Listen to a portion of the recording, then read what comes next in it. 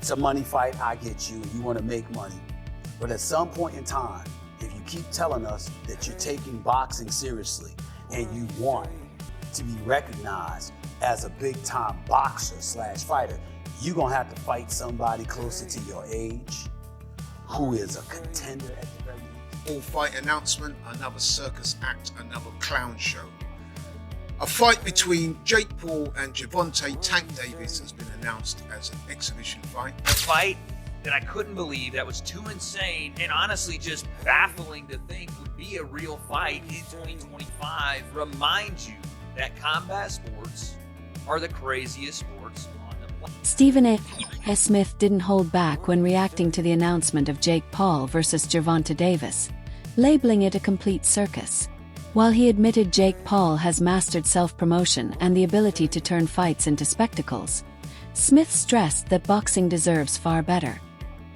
He argued Paul should focus on opponents that make sense competitively, not just for shock value, insisting this matchup prioritizes entertainment over authentic, meaningful competition inside the ring. I've always been a fan of Jake because I think that what Jake tries to do for the sport of boxing, I think people don't realize the importance of him being able to promote for himself and not being reliant on the promoters who I believe has held the sport hostage. The only critique I've ever given Jake, I just want Jake to fight boxers. Like Nate Diaz, we know his reputation, we know the man can fight, we know in the octagon he could be something special, but we know you breathe on him, he starts bleeding. It's a fair critique, and you know what? He should fight boxers, but then again, should he? Because I'll tell you what, if you're a human who can rake in $6 to $10 million fighting people that you know you're going to beat, and you want to build a resume and a record that's impressive with a good highlight reel, you got to be strategic on this shit. Jake's 25, 26, he's got so much time. Yeah, but what I'm saying is, I get where you coming from. All I'm saying is,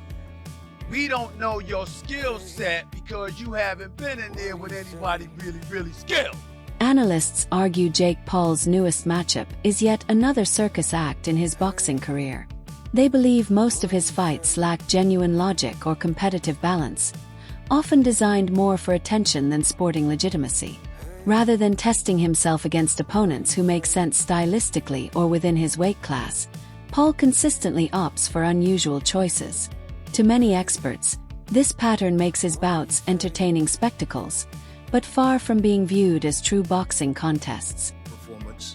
Jake Paul won the fight, but yeah, that was that. This time, Jake Paul is to take on Tank Davis. Tank Davis, he was recently in the news for being arrested for a domestic violence incident involving one of his kids' mother.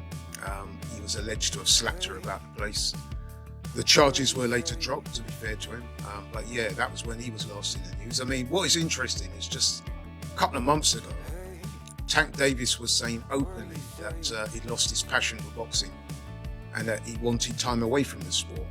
There was speculation that he might even retire as he was experiencing extreme mental fatigue from boxing, depression, and there were mental health concerns over him.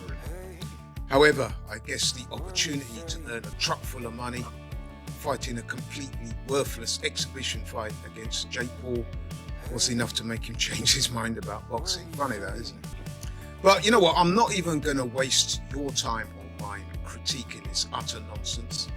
Suffice to say that this so-called fight we're talking about is an exhibition, and it pits Jake Paul, who is a cruiserweight, by the way, weighs in excess of 200 pounds, and Tank Davis, who is, he was the WBA lightweight champion, who weighs in at about 135 pounds when he fights. So that's a disparity of some 65 pounds. In old money, that's about 4.5 stone. There's also a significant difference in height. Jake Paul is roughly, 6'1", 2. Gervonta Davis is 5'5" at best. So, there's a height disparity there of some 8 inches. Ring magazine sent shockwaves through the boxing world with a tweet announcing that Jake Paul will face Gervonta Tank Davis on November 14th at State Farm Arena in Atlanta. The bout, confirmed by Mike Carpenter, will be an exhibition streamed live on Netflix. Talks for Paul to fight Anthony Joshua reportedly collapsed over network issues, paving the way for this unexpected clash. The matchup immediately sparked debate, as Paul last fought at 200 pounds, while Davis is a dominant champion at 135. Fans are questioning the size difference, competitive value, and whether this is sport or spectacle. Still, Paul has been relentless in pushing his own agenda, investing his own money to chase unconventional goals and generate massive buzz. His approach, though unorthodox, has undeniably shaken up boxing, attracting new audiences and media attention. While critics dismiss the fight as another circus act, supporters argue Paul's disruptive influence is drawing eyes to boxing in ways few imagined possible. And if it makes dollars, it makes sense. And we've seen that Jake will kind of bounce in between doing these entertainment fights and then, trying to push toward his goal of ingraining himself in the sport of boxing, and kind of does both of them. So it's kind of a weird place to be, because he wants the respect of the boxing fans and the boxing hierarchy and hardcore boxing people, but at the same time, he'll gain some of that and then lose some of it. It's like a seesaw of his fights. Like one fight, like, okay, that's a real fight, or that's a real fighter. He'll go and he'll win the fight. Julio Cesar Chavez, real fighter, maybe past his prime, whatever, but Jake goes and wins that fight pretty easily, and then gets a lot of respect, gets a lot of the boxing hardcore love. And you have these talks about him fighting Anthony Joshua, and that was going to get even more respect. More people were like, that's fucking crazy. What are you doing? Myself included. That seemed like a massive risk, but a lot of people were like, okay, fair play. Anthony Joshua, that's a real heavyweight. Jake wants to fight him. He's a psycho, but fair play. And then you announce this one, and it's like, well, that's the same thing people have been saying about Jake for years. So it's a weird spot to be in for him, for sure. But I talked about this not being the first choice, and I don't think it was, because Coppinger reports next that talks for Jake Paul to face Anthony Joshua collapsed over network issues. Now, we had all heard the talks, and they were pretty public, from Eddie Hearn, from Jake. Makisa Badarian, Jake's manager, was over in the UK on, I think, Sky Sports, talking about the fight and saying how it was a real possibility and they were really starting to work on it. And now Mike Coppinger says that the talks for Jake and Joshua fell apart over broadcasting issues. Jake Paul later confirmed the fight himself through Instagram, posting, *size versus speed, power versus precision. One will rise and one will fall from Atlanta. Live globally only on Netflix, Friday, November 14th. His announcement instantly fueled even greater excitement, turning the exhibition into a global talking point across social media and boxing circles. Among those weighing in was legendary trainer and commentator Teddy Atlas, who offered a measured perspective on Paul's rise. Atlas acknowledged that, regardless of how critics feel, Jake deserves credit for consistently securing the fights he wants. He stressed that this doesn't happen by accident. It requires persistence, financial investment, and a willingness to sacrifice stability for the spotlight. According to Atlas, Paul has carved out a lane in boxing that no one imagined possible for a YouTuber-turned-fighter. Importantly, Atlas also emphasized Paul's genuine progress as a boxer. Over the years, Paul has worked with elite coaches, sparred top-level professionals, and learned to hold his own inside the ring.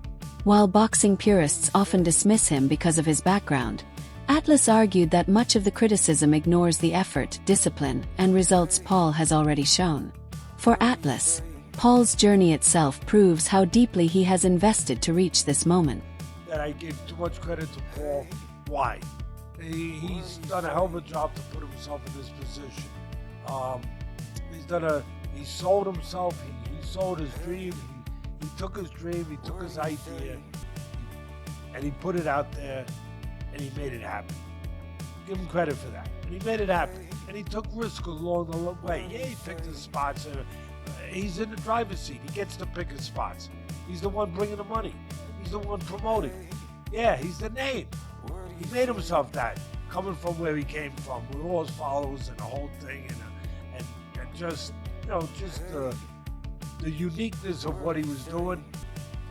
But he has learned along the way. He's not a top guy yet. No, I know that he ever will be. He didn't have that amateur background and the things that you usually need to be a top guy. But he has improved. He is a work in progress. He is a guy that you got to give him credit that he's respected the sport. He went out there, he's worked hard at it, and he's gotten himself into this position. Having said all of that, this might be a step too far. Now, when I say it, I'm also, I try to be responsible. I've been in this game 15 years, so I know where not to step, where you could twist an ankle, or worse, you could break a leg or fall down. When I say that with the understanding too that Joshua's coming off being knocked out. Team at Talk Sports had a strong reaction to the announcement of Jake Paul versus Gervonta Davis, calling it a completely unbalanced matchup. Their biggest concern centers on the drastic weight disparity. Davis, a natural lightweight at 135 pounds, has built his reputation on knockout power and dominance in his division. However, stepping into the ring against Jake Paul, who typically walks around at 195 pounds, strikes them as highly unrealistic. They questioned how such a fight could ever be considered fair or meaningful with such an extreme size difference.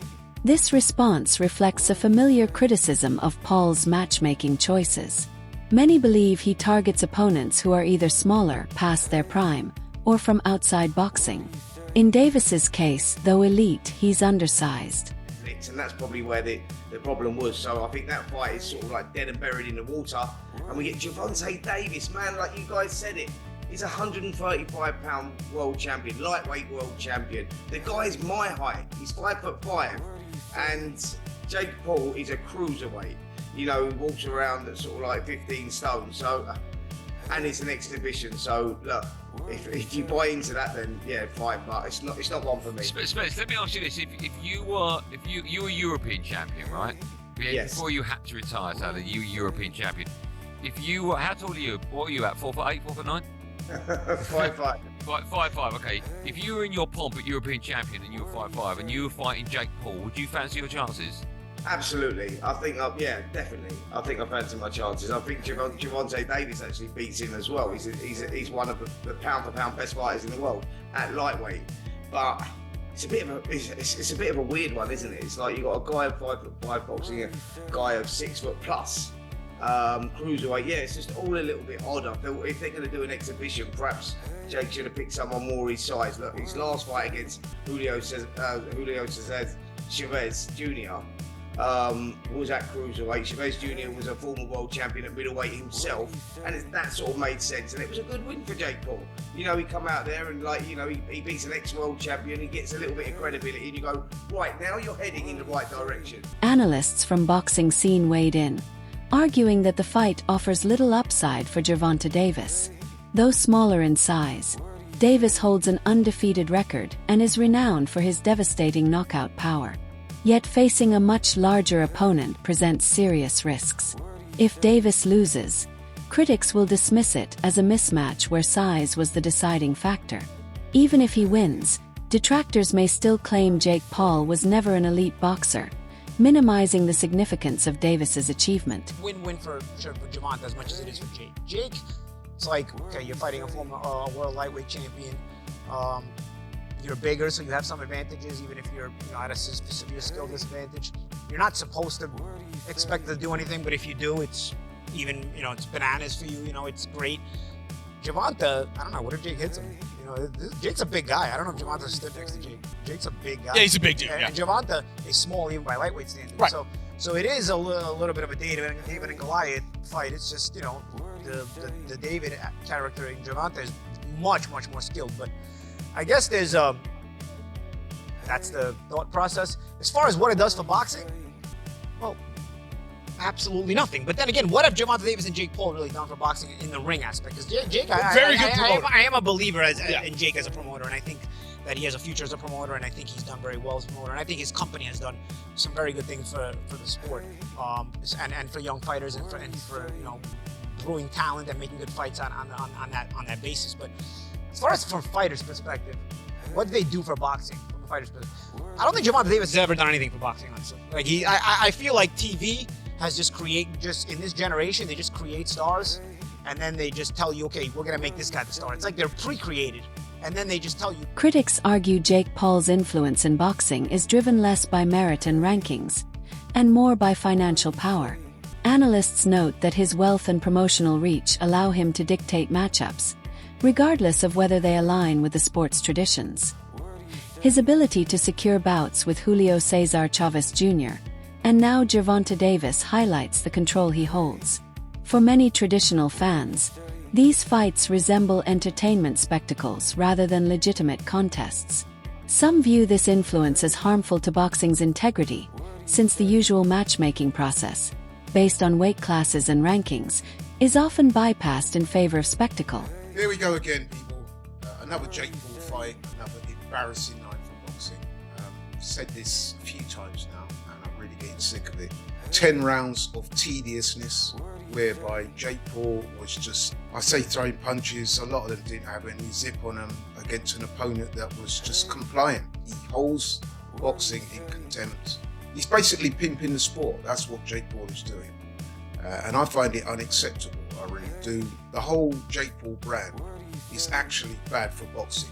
Taking advantage of the sport, pimping the sport, fighting washed up MMA fighters, former fighters, and now we're hearing that he's about to enter the WBA rankings and could be in line for a world title shot. Absolute farce. He couldn't get away with it in any other sport, and that's what makes me so mad. Former world champion Carl Froch didn't hold back, blasting the situation as an absolute joke. Froch revealed that talks for a Jake Paul versus Anthony Joshua fight were nearly finalized, with the deal reportedly 99% complete. Instead of stepping up against a heavyweight giant like Joshua, Paul shifted to facing Gervonta Davis, a fighter nearly half his size. Froch called the decision baffling, viewing it as further proof that Paul chases shock value rather than true competition.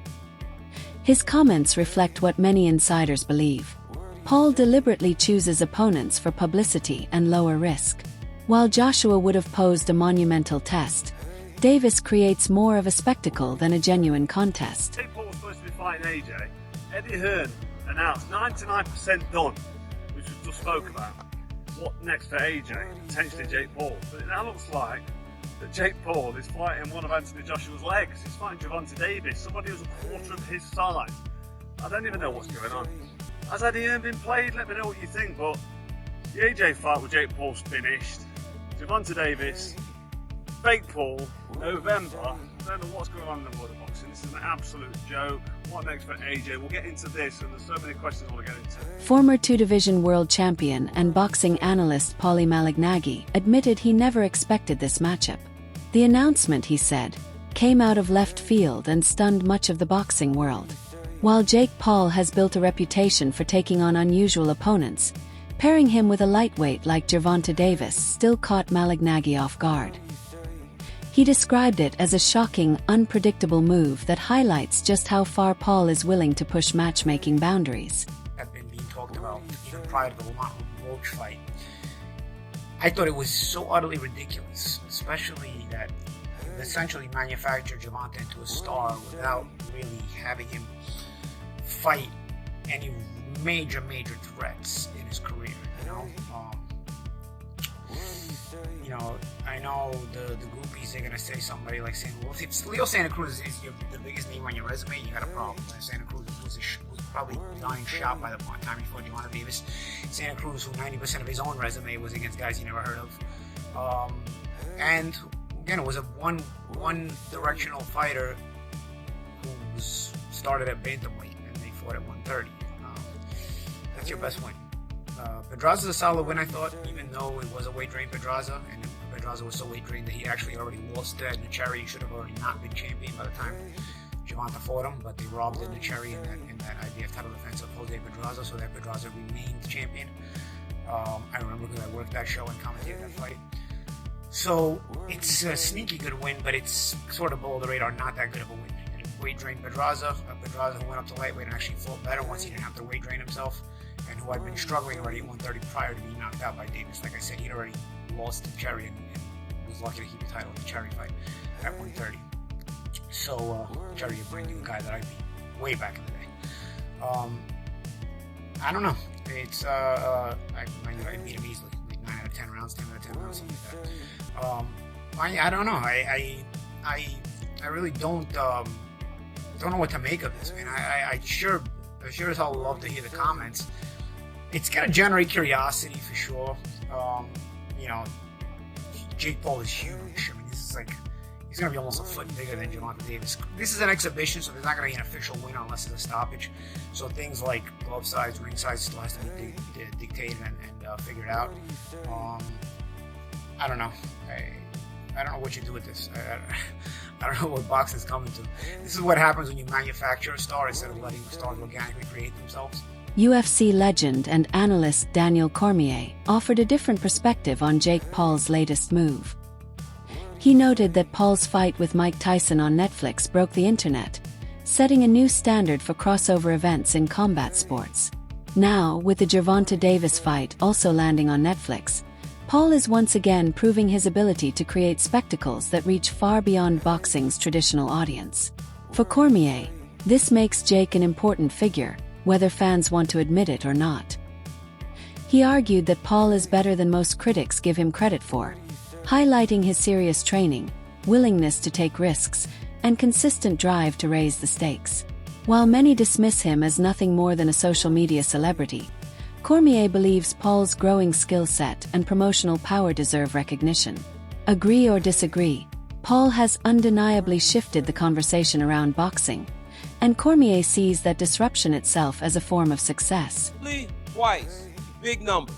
Jake Paul fought against Tommy Fury, big numbers. Jake Paul, who I believe, and I have told you guys this time and time again, he's much better than people give him credit for. One, Jake Paul is not an amateur fighter, like some try to say. Jake Paul has money, so Jake Paul is getting trained by the best boxing coaches that money can buy. He's full-time boxing. There are a lot of people that say he may do some other stuff. I don't know who he was going to fight that was saying that he was juiced up and he was ignoring him. Or was it Logan Paul? One of them.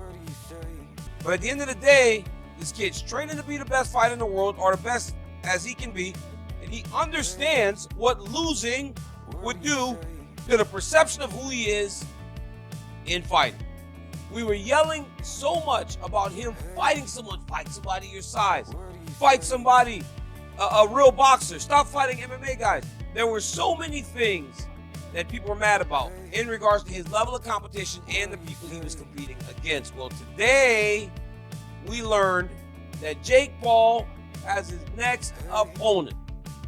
His next opponent is by far the most credentialed guy actively. Many owners jump down my throat and say, well, Mike Tyson is actively. That's it for today's video. Stay tuned until next time. That wraps up today's video. Thank you for watching. Stay tuned for more updates, analysis, and big boxing news ahead.